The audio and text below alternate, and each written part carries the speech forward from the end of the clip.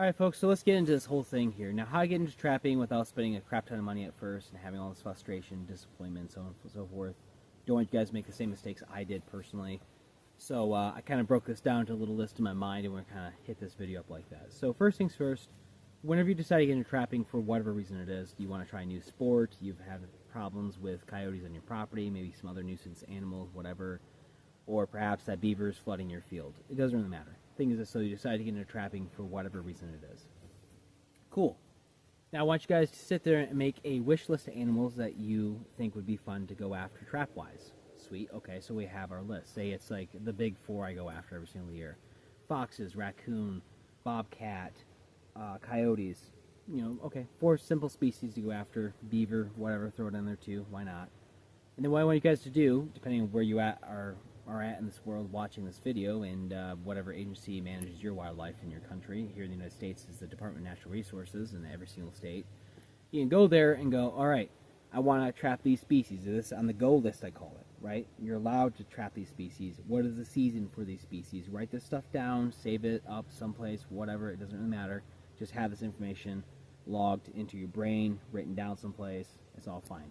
What species are you not allowed to capture, right? That's the no list. Don't touch these species. If you catch them, okay, release them, let them go. Now, since we have this information, now comes the legwork, right? We want to sit there and go, okay, I have my wish list, I have the go list now, I want to do research in my local area, from my personal property on out to wherever you're planning to go on state land perhaps, or federal land, whatever it's going to be, to go trapping at. So you sit there and go, okay, I'm going to go in this little section of the woods here, right? And you have a little map with you. And you go check out that area. You can bring trail cams, for example, and watch the area for a week or two or something like that. You might want to leave a little gift for the animals too. If you guys know what I'm talking about, wink, wink, nudge, nudge. But keep it legal, right? If you're allowed to do that, awesome. If not, don't do it. But either way, though, leave a trail camera out there, preferably on some fresh sign, if you can find some, or maybe on a simple wooded trail that you find.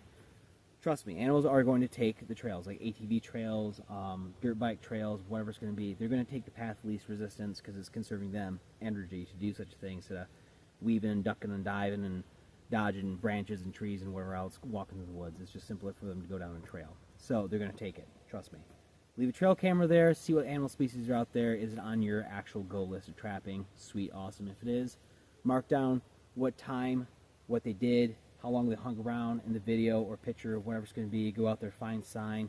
Are they eating out in that area? Are they living in the area? Is there a water source nearby? And this kind of leads into the whole other situation with doing the legwork as well. Do your homework on these species. You know, understand how do they function? Where do they shelter up at? How often do they eat? Do they stay in one location? Do they travel? Do they have a big territory or small territory? Are they territorial to other species coming into their territory? You know, how do they function? When's their mating season? You're going to really learn a lot about these species you're trying to capture, which also, from a natural perspective, is really cool because most animals are really fun to learn about. Now, that being said, when we have all that information, like, yep, we can confirm that all these species are in my area, I'm good to go, I know where they're at, they're frequenting this area, they're not frequenting this area, so on and so forth. Okay, cool. You have a plan of action, what to do. Now, times for the gear, right? Long process, but time for the gear. And by the way, real quick side note, when you scout out areas, do it on the off season, the whole off season, guys. That way you will have more information, the better. Now, the gear aspect. If you don't know what trap does, or how should I say this? If you don't know what trap will go for what animal, right, and hold it successfully, that's easy. Most manufacturer websites of traps, say like Duke's or Missouri brand or whatever, right, they'll actually have the species listed underneath whatever trap. Say, for example, Duke's, and I want to get a number 4 coil springer. I'm thinking about it, right? I can go down on a little page and I'll say 4 species of bobcat, coyote, so on and so forth, whatever, right? But it will tell you what species is designed for. Okay, cool. So you can do that on a line store, or maybe you know there's a garage sale, some old trappers getting out of the thing. You might know him personally, or there's an estate sale, whatever, right? And you know there's going to be a bunch of traps there for cheap. You can then take the information you gathered online and go to a physical store or some kind of sale, garage sale, estate sale, personal friend, whatever, right? That way, you can actually get traps, and a lot of them, for cheap. Because online and physical stores, you're going to be paying full price, and that's kind of getting pricey nowadays. But either way, though, if that's what you gotta do, that's what you gotta do. So we have all our traps out. We have all our plans, guys. Awesome, great. Now, the last thing I want you guys to do is one. Okay, number one is this: leave a POA. What's a POA? Plan of action. Okay, plan of action back at home. So say that you tell your lovely wife or some loved one, family member, it doesn't matter. It could be a friend. Hey, I'm gonna go trapping.